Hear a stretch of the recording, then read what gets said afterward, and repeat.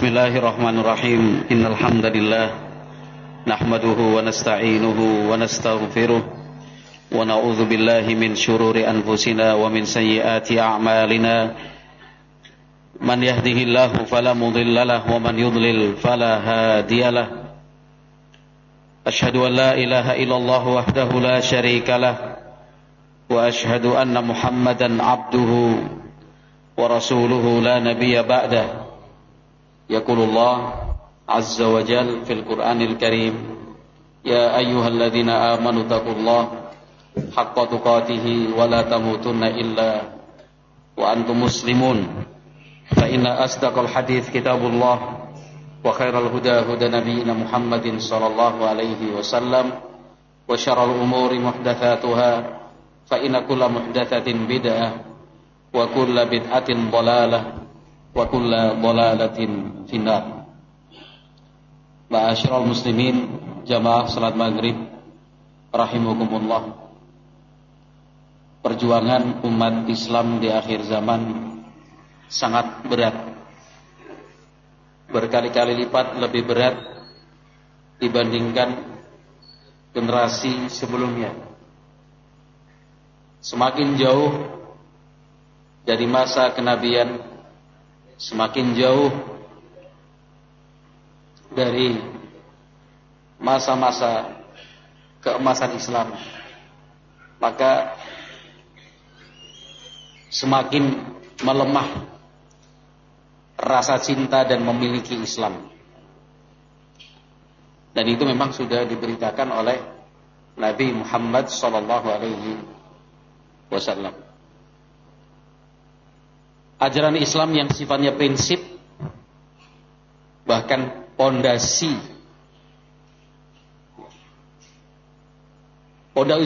utama,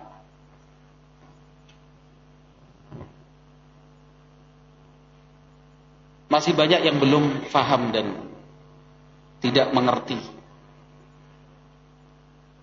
Sebagai contoh tentang rukun Islam, 5 rukun Islam disebut rukun karena memang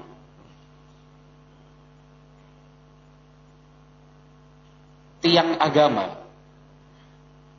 penyangga dan penopangnya. Sekarang secara praktek, bahkan secara teori, ilmi dan amali, begitu menyedihkan. Dari rukun Islam yang pertama, bertasyahud, memaknai syahadat. Itu kan bukan hanya mengucapkan. Kalau mengucapkan saja, mengucapkan 2 kalimat syahadat, la ilaha illallah Muhammad Rasulullah, itu bukan bersyahadat namanya. Disebut bersyahadat karena dia mengucapkan, dia meyakini di dalam hati tentang kandungan dan konsekuensinya, sekaligus dia laksanakan kewajiban-kewajiban dari yang sudah dia ucapkan itu bersyahadat. Kalau saudara mengucapkan la ilaha illallah Muhammad Rasulullah, la ilaha illallah Muhammad Rasulullah, itu belum lengkap untuk disebut bersyahadat. Konsekuensinya beribadah kepada Allah Subhanahu wa taala, tidak menyerahkan ibadah sekecil apapun, sesedikit apapun kepada selain Allah Subhanahu wa taala. Karena itu masuk dalam kategori mempersekutukan Allah Azza wa Jalla, terjatuh dalam dosa kesyirikan. Masih banyak yang melakukannya. Rukun Islam yang kedua, salat 5 waktu. Lagi-lagi kalau kita membahas tentang salat 5 waktu, hasilnya sama, menyedihkan. Rukun Islam yang ketiga, berpuasa di bulan Ramadan, sama pun demikian. Banyak sekali saudara-saudara kita umat Islam yang secara sengaja dan sadar tidak berpuasa tanpa uzur, tanpa alasan yang dibenarkan. Murni karena tidak mau melaksanakan rukun Islam, yaitu puasa di bulan Ramadan. Zakat apalagi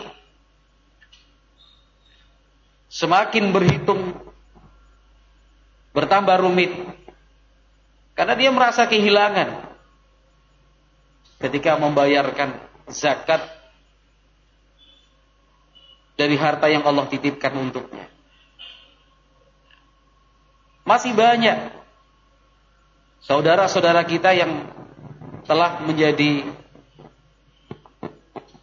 ahlus zakat, artinya mereka sudah wajib mengeluarkan zakat, tapi tidak dia keluarkan. Itu bukan hanya hak-hak fakir miskin atau golongan yang berhak lainnya, itu juga hak Allah Subhanahu wa ta'ala. Jadi masalahnya bukan karena sekedar memberikan, tapi itu adalah perintah dari Allah Subhanahu wa ta'ala.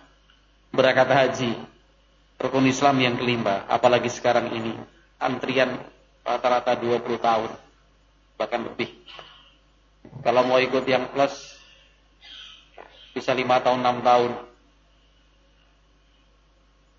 Berapa bulan lagi daftar haji plus sudah jadi 7 tahun. Sama. Karena haji plus juga kuotanya terbatas dalam tiap tahun berapa belas ribu. Kalau tidak segera daftar haji plus ditambah sama yang lain, terus nanti antriannya pun semakin lama dan semakin panjang. Yang dikira kemudian kalau haji plus bisa berangkat setahun 2 tahun, tapi sekarang terus bergerak.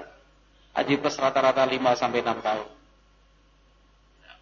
Kalau yang ingin haji istimewa, ya butuh perjuangan. Berapa banyak?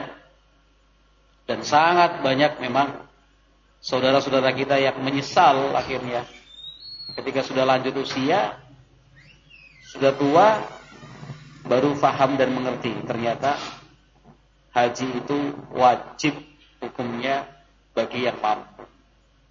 Ketika masih muda mampu bekerja di sebuah perusahaan dengan gaji sebulan saja bisa berangkat dia ke tanah suci. Gak usah nabung setahun 2 tahun, cukup gaji bulan itu. Ketika masih muda, saat biaya haji lebih murah, bisa dia berangkat, tapi gak pernah terpikir sama sekali dia untuk melaksanakan ibadah haji ke tanah suci.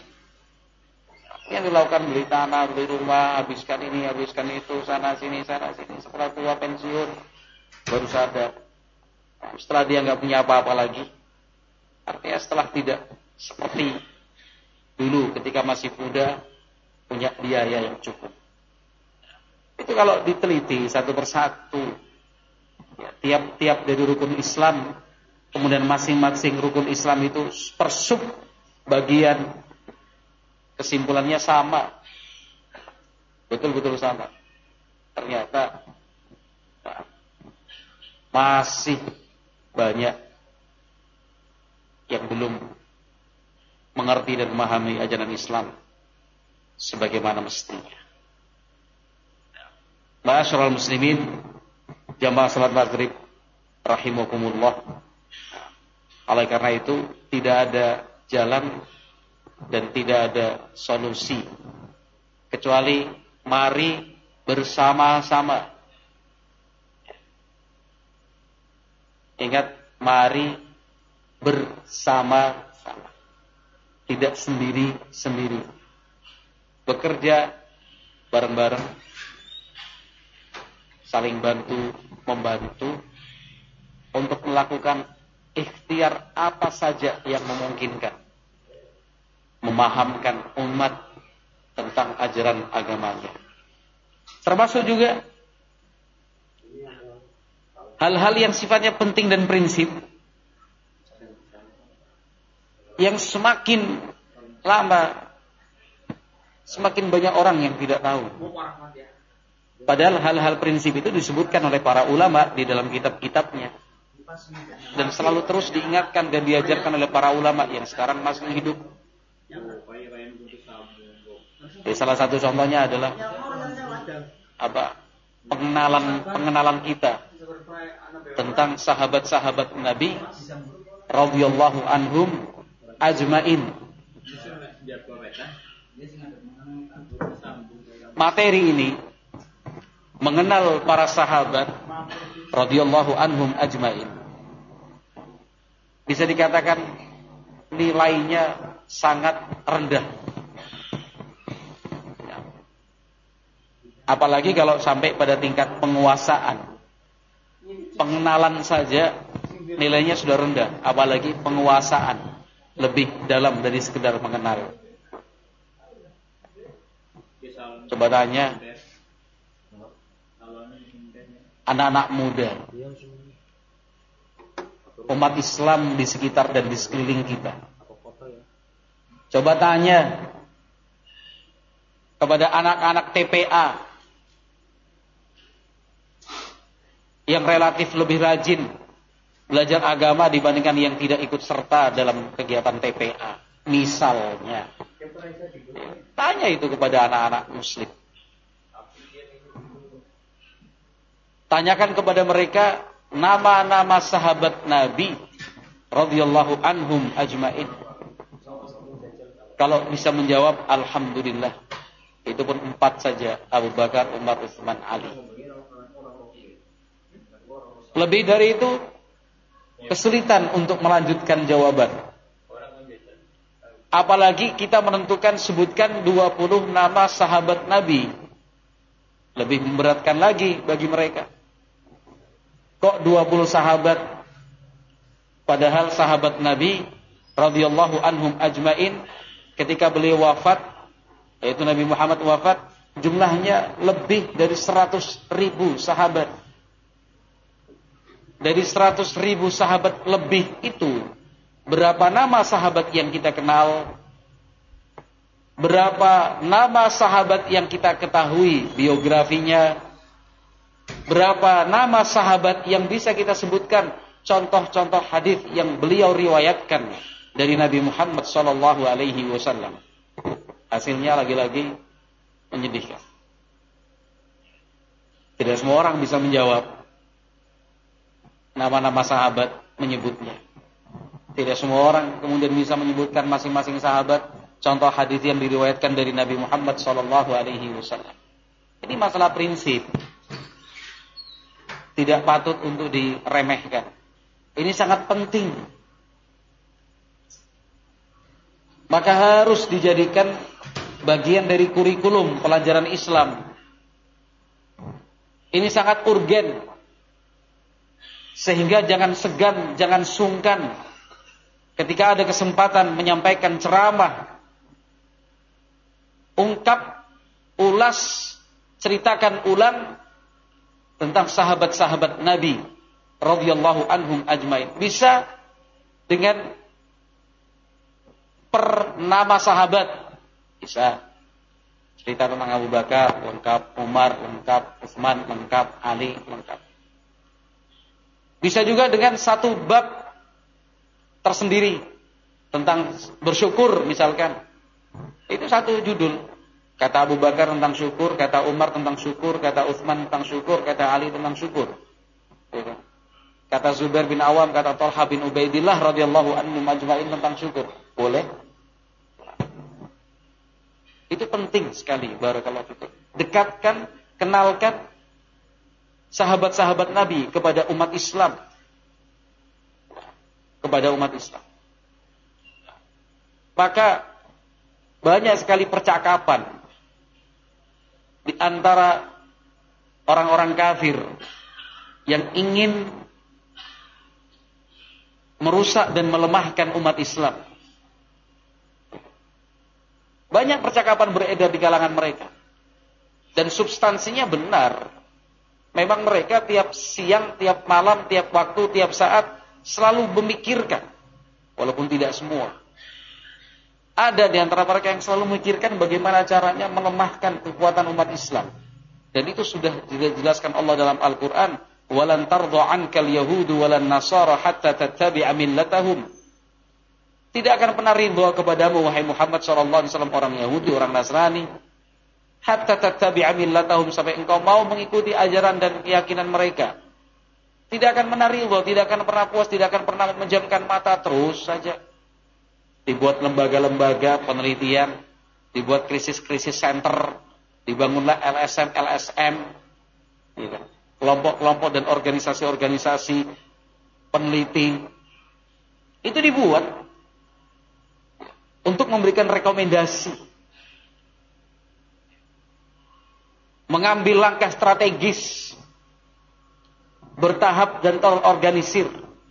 Caranya bagaimana supaya umat Islam itu semakin hari semakin melemah, karena kan dendamnya luar biasa kepada umat Islam.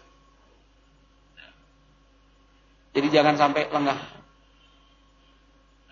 jangan sampai kita kurang waspada, jangan sampai kemudian kita menganggap biasa dan aman-aman saja. Tidak, wong itu Allah firmankan dalam Al-Quran, walan tardo ankal yahudu walan nasara hatta tattabi'a millatahum. Wadu law taghfuluna an aslihatikum wa amtiatikum fayamiluna alaikum mailatan wahidah.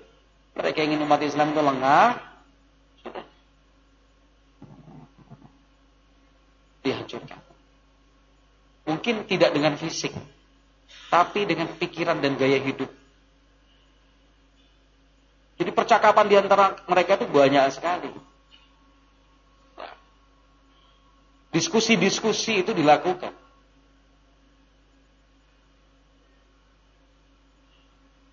Mereka mengibaratkan, mengistilahkan untuk menghancurkan umat Islam itu dengan istilah kolam ikan.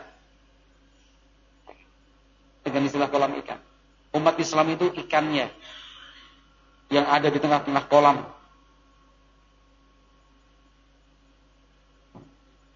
Satu dari mereka diperintahkan, tangkap ikan itu. Wah, gak bakalan bisa tangkap. Kesit ikannya. Kejar sana, kejar sini. Tunggu di sana, tunggu di sini. Jaring sana, jaring. Oleh para pemikir-pemikir di kalangan mereka, yaitu umat Islam. Kalau ingin melemahkannya dengan cara seperti itu gak bakalan bisa. Tapi coba kuras kolamnya, keringkan, ambil airnya. Itu percakapan loh, diskusi di kalangan mereka. Akhirnya coba kolamnya dikuras, dikeringkan. Setelah kering, ikan itu mati dengan sendiri, nggak perlu dicari-cari, nggak perlu dikejar-kejar lagi. Jauhkan umat Islam dari Al-Quran, jauhkan umat Islam dari hadits-hadits Nabi SAW. Jauhkan umat Islam dari sahabat-sahabat Nabi radhiyallahu anhum ajmain, agar umat Islam itu kehilangan figur yang diikuti, bahkan harus diperjuangkan agar umat Islam itu memiliki figur sendiri dari orang-orang kafir. Dan itu kan terasa sekarang, sangat terasa sekarang. Kalau diminta untuk menyebutkan nama-nama seorang filsuf, ahli filsafat, bisa dia jelaskan A, B, C, D, lengkap. Tapi giliran disuruh menyebutkan nama-nama sahabat, terbungkam diam.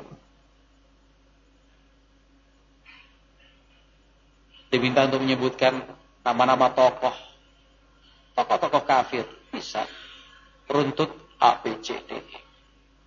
Tapi kalau diminta untuk menyebutkan nama-nama panglima Islam, bingung dia bagaimana menjawab.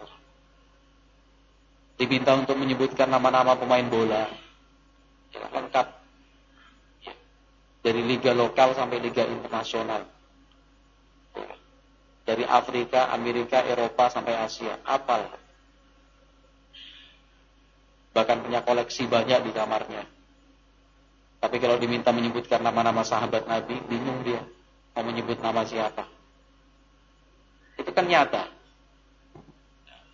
Padahal para sahabat radhiyallahu anhum ajmain adalah perantara dan penyampai ilmu syariat agama kepada kita semua. Kalau tidak melalui para sahabat, mau melalui siapa lagi ilmu yang diwariskan oleh Nabi SAW itu sampai kepada kita? Harus pasti melalui para sahabat radhiyallahu anhum ajmain. Kita tidak kekurangan satupun figur apapun kebaikan tentunya. Itu ada pada diri para sahabat radhiyallahu anhum ajmain. Yang sukses di bidang apapun ada di antara para sahabat radhiyallahu anhum ajmain. Mau lihat dari aspek dan bidang apapun, di situ ada nama-nama sahabat yang sudah berhasil. Tidak perlu cari sana cari sini. Yang ingin berhasil dan sukses menjadi seorang petani, banyak sahabat yang sukses bertani, berladang. Yang ingin sukses usaha dan dagang, banyak para sahabat yang menjadi pedagang, sukses mereka.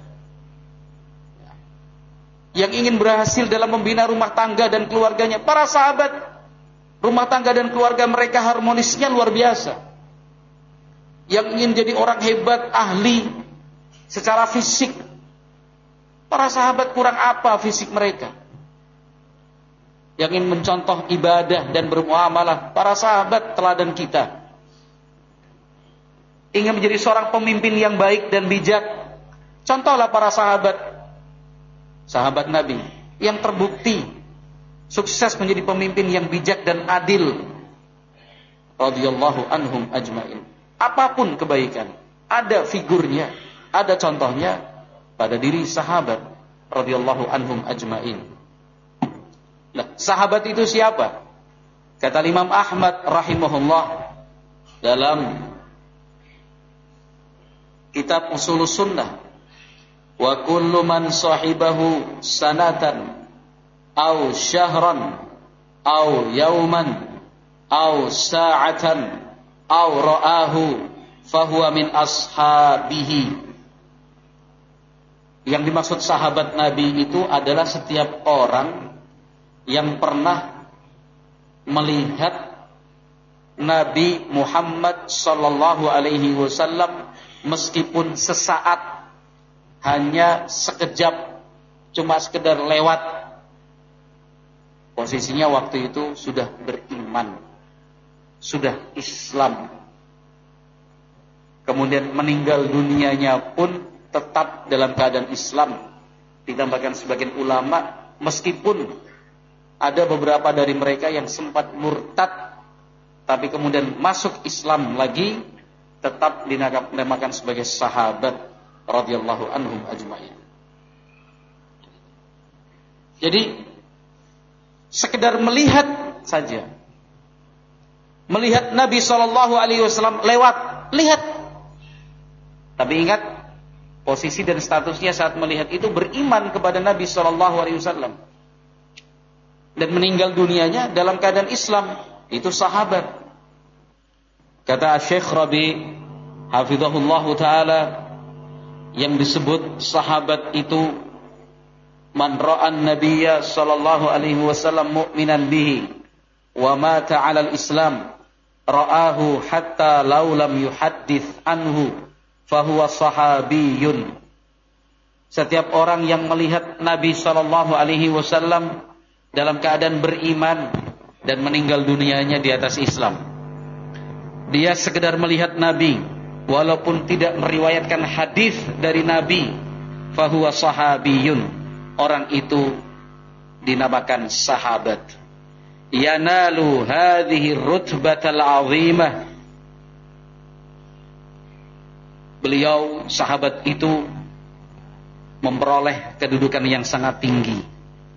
Wa yadkhulu fi idadi qaulin nabi sallallahu alaihi wasallam, orang itu yang memiliki status sahabat meskipun melihat Nabi sesaat, tidak pernah meriwayatkan hadis dari Nabi sallallahu alaihi wasallam, ini juga masuk dalam pesan Nabi Muhammad sallallahu alaihi wasallam yang diriwayatkan al-Imam Al-Bukhari dan Muslim. Kata Nabi sallallahu alaihi wasallam, la tasubbu ashabi fawalladhi nafsi biyadihi law anfaqa ahadukum mithla uhudin dhahaban ma balagha mudda ahadihim wala nasifahu.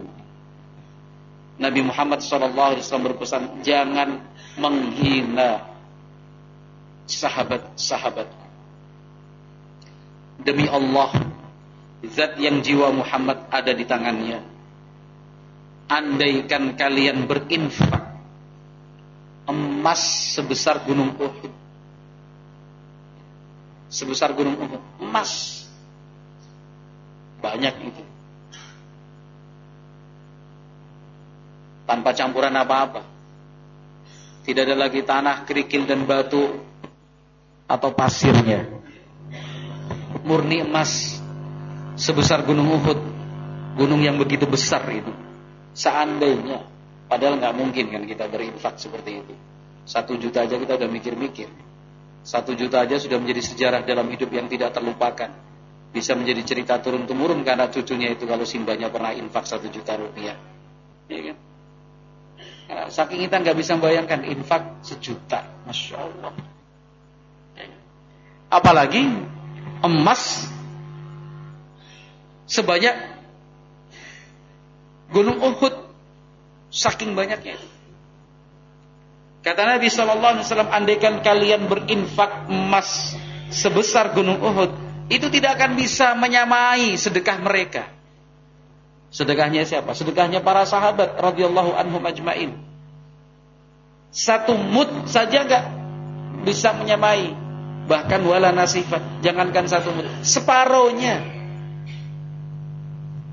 Sahabat infak 1 kepal tangan sedekah.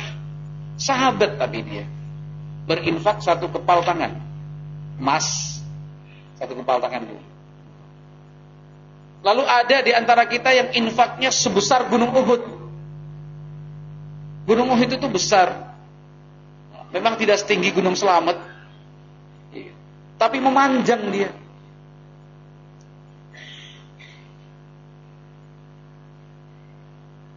Sekepal tangan sahabat infak. Terus ada orang yang infak sebesar gunung Uhud emas, tetap gak bisa menyamai. Lebih tinggi derajat dan lebih banyak pahala yang diperoleh sahabat Nabi, walaupun hanya sekepal tangan tadi. Artinya Nabi SAW mengingatkan kita itu siapa? Siapa kita? Kok memposisikan diri sama seperti sahabat Nabi? Merasa sudah hebat seperti hebatnya para sahabat Nabi?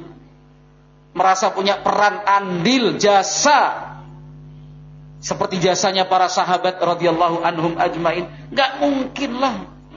Gak bisa disamakan, gak bisa.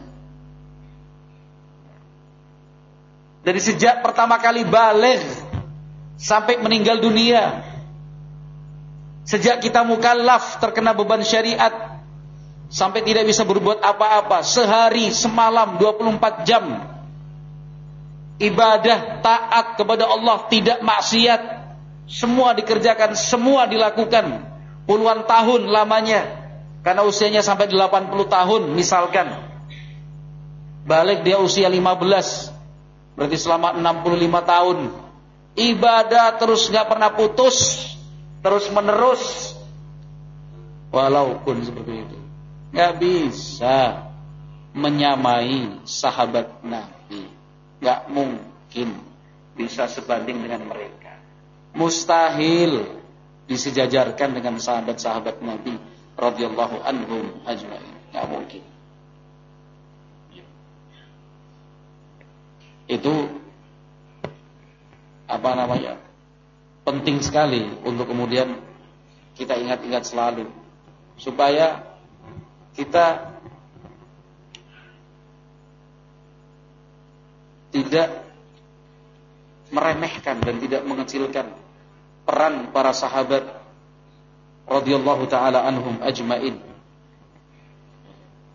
Bahkan dalam sebuah keterangan, Al-Imam Ahmad bin Hanbal rahimahullah, beliau mengatakan, fa'adnahum suhbatan huwa afdalu minal qarnil ladzina lam yarawhu walau laqullaha bijami'il a'mali. Seorang sahabat yang secara derajat dan secara tingkatan itu berada paling bawah, karena para sahabat kan juga bertingkat-tingkat derajatnya. Yang paling tinggi tentunya sahabat Abu Bakar, kemudian Umar, lalu Utsman, lalu Ali. Ya kan? Ini sudah pernah kita bahas dalam pertemuan yang lalu. Ini sahabat yang paling bawah kedudukannya. Kata Imam Ahmad rahimahullah, tetap lebih afdol dibandingkan generasi setelah mereka yang tidak pernah melihat Nabi sallallahu alaihi wasallam, walau laqullaha bi jami'il a'mal. Meskipun dia pada hari kiamat nanti bertemu dengan Allah membawa semua jenis amal ibadah. Kata Syekh Rabi' hafizahullah, fa'adna sahabiyin, sahabat yang paling bawah secara kedudukan dibandingkan sahabat yang lain, la yalhaquhu afdalu tabi'iyyin, tidak akan mungkin bisa disamai oleh seorang tabi'in, generasi setelah sahabat. Meskipun di kalangan dan generasi tabi'in dialah yang paling afdal. Walau jaa bi kullil a'mali wa anwa'il khair, walaupun semua bentuk amalan dan kebaikan dia lakukan, la yalhaqus sahabiyya fi hadzal fadli, tidak akan mungkin dia bisa menyusul dan menyamai kedudukan seorang sahabat. Kedudukan seorang sahabat. Li'annahu idza kana sahabi law anfaqa ahaduna mithla Uhudin dhahaba ma balaghana muddu ahadihim wala nasifu. Karena seorang sahabat ketika ada di antara kita berinfak emas sebanyak gunung Uhud tumpuk seperti itu, tidak mungkin bisa kita menyamai infak dan sedekah sahabat meskipun hanya sekepal tangan. Famahmajtahadna fil a'mali lanalhaquhum. Walaupun kita serius, sungguh-sungguh, fokus, gak pernah berhenti, tak mengenal futur, tidak pernah jenuh, misalkan, lanalhaquhum, gak mungkin kita bisa menyamai dan sejajar dengan para sahabat. Idza anfaqa muddan fa kaifa idza badzala malah. Itu dalam posisi sahabat tersebut infaknya sekepal tangan. Lah kalau para sahabat mereka berinfak dengan semua harta yang dia punya, apa pernah terfikir kita bisa bersejajar dan sebanding dengan mereka? Seandainya sahabat infaknya segenggam atau sekepal tangan gini aja udah gak bisa kita samain. Apalagi pada prakteknya para sahabat infaknya bukan cuma segenggam tangan. Minas sahabati man kana yunfiku malah. Ada sahabat yang infak itu semua harta dia bawa. Abu Bakar As-Siddiq radhiyallahu anhu di antaranya. Bukan cuma segenggam, bukan cuma sekepal tangan, tapi semua harta dia datangkan, dia bawa. Beliau radhiyallahu anhu. Wa minhum man yunfiku syatra malih. Ada di antara sahabat yang berinfak membawa separuh harta. Jangan dianggap kecil separuh harta itu. Kita nggak mungkin bisa melakukannya. Pikir aja mungkin bisa jatuh pingsan kita. Baru berencana aja udah amat. Baru mikir aja. Belum berencana, belum bertekad, baru mikir. Kalau misalkan pengen infak separuh harta terus kepriwe ya, tanahnya, rumahnya, udah bingung kita. Banyak pertimbangan, selalu ada perhitungan. Umar bin Khattab bawa separuh hartanya. Wa minhum man yujahhizu jaishan ka Utsman wa minhum ada di antara sahabat yang membiayai keperluan pasukan perang padahal biaya perang itu sangat tinggi. Seperti sahabat Utsman. Demikian juga sahabat yang lain. Fabadzalu amwalahum fi sabilillah. Mereka salurkan, mereka habiskan harta benda yang dimiliki untuk berjuang di jalan Allah. Wa hadza ya'ni law qaddama tamratan aw qaddama nisfa muddin aw qaddama ma qaddam. Maksudnya seorang sahabat itu kalau berinfak satu butir kurma atau setengah mud ya. Atau apapun yang diinfakkan, apapun itu, la yalhaquhu mahma anfaq, enggak mungkin kita bisa menyamai sebanyak apapun yang kita berikan. Fadlullahi yu'tihi man yasha.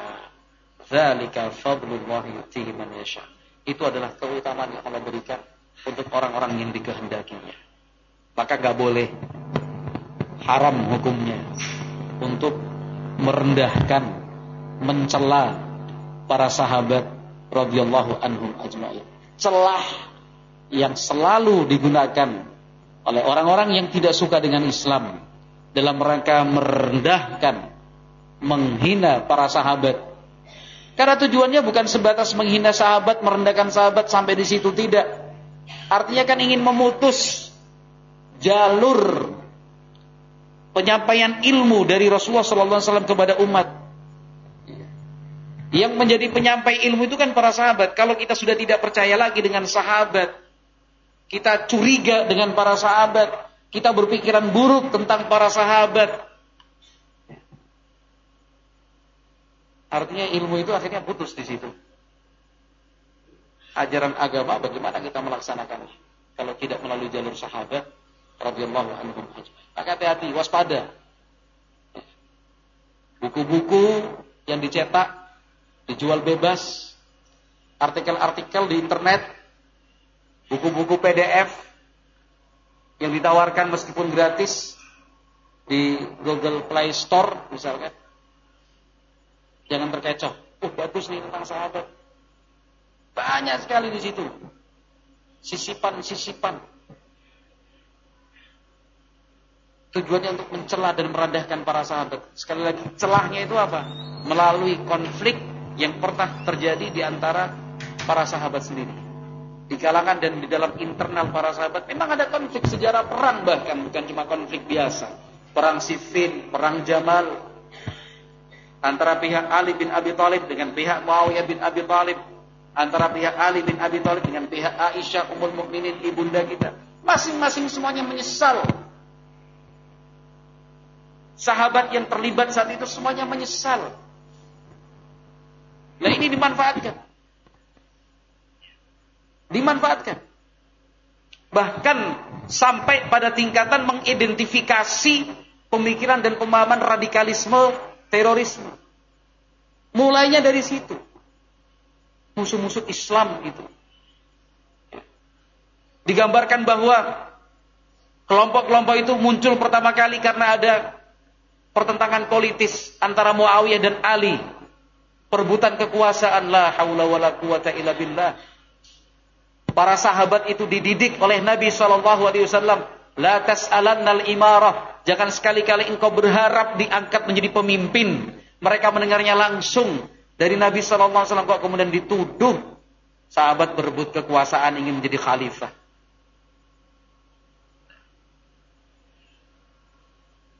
Karena ada perseteruan politis di situ. Muncul kaum Sunni, muncul kaum Syiah, Sunni dan Syiah. Muncul kaum Khawarij.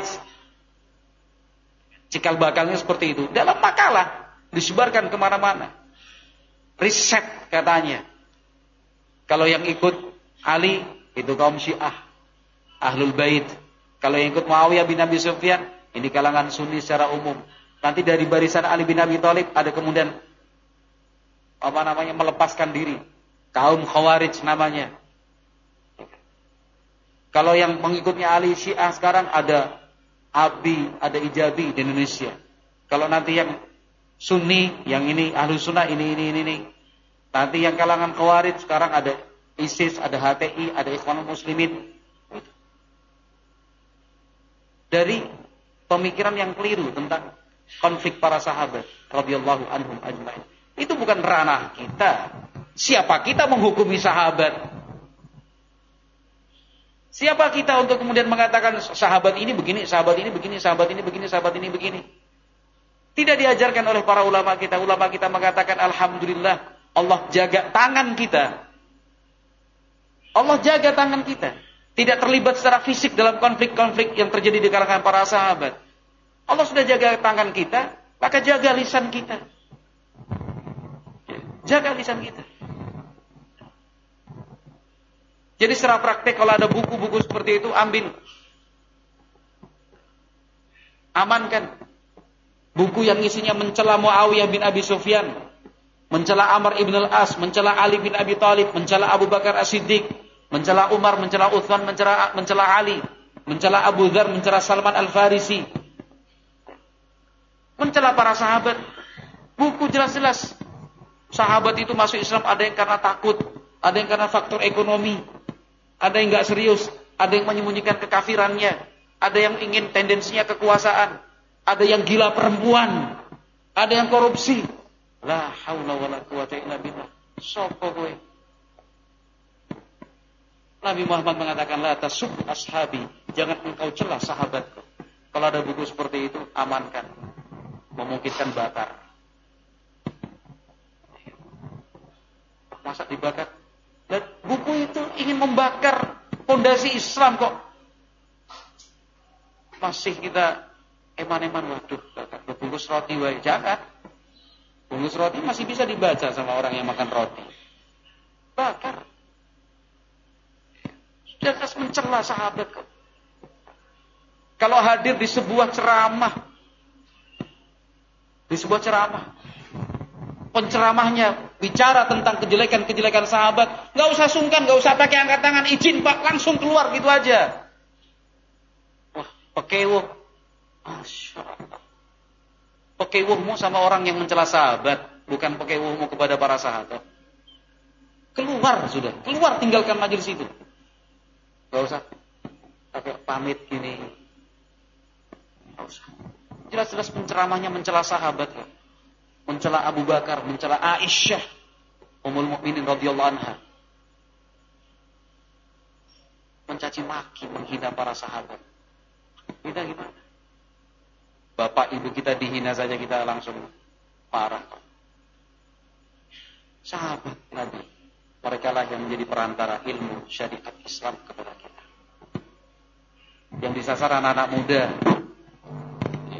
Maka waspadalah anak-anak muda, terutama pelajar dan mahasiswa. Wallahu a'lam bishawab. Kita cukupkan sekian. Subhanakallahumma wa bihamdika, asyhadu an la ilaha illa anta, astaghfiruka wa atubu ilaik. Assalamualaikum warahmatullahi wabarakatuh.